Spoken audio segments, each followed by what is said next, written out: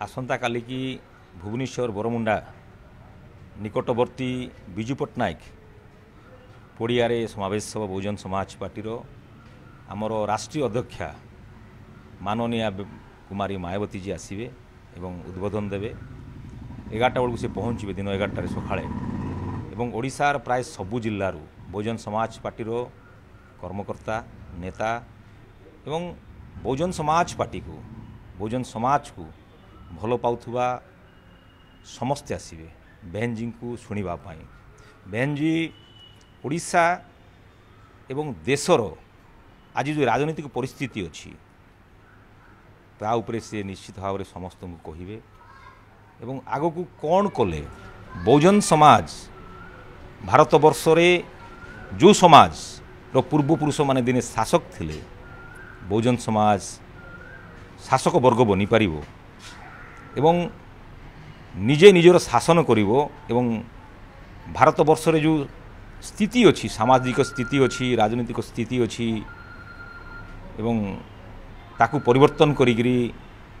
स्वावलंबी हो पारिबो निजे गोड़ निजे ठिया हो पारिबो तापई से निश्चित भाव समस्त वक्तव्य माध्यम वार्ता देवे एवं मु आशा करुच्ची बहन जी उपस्थिति ओडिशार भुवनेश्वर कार्यक्रम रखिछंती से बहुजन समाज पार्टी सशक्त हबो एवं बहुजन समाज रो समस्त भाई भौणी माने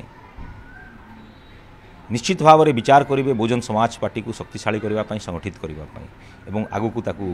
गोटे सशक्त दल भाव में ओडिशा प्रतिष्ठित करने समस्ते विचार करेंगे नहीं आमे तो ओडिशार सबू निर्वाचन मंडली रे एवं विधायक एवं सांसद आम प्रार्थी चयन लगिचु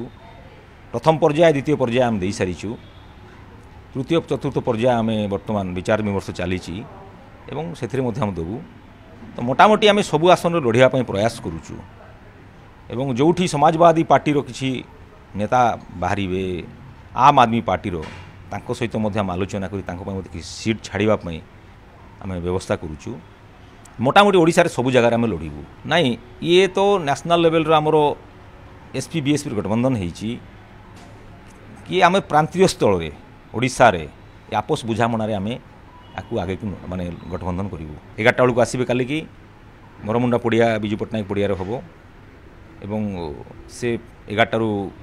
12:30 पर्यंत रे निश्चित भाव में तापर अन्य कार्यक्रम से जीवे।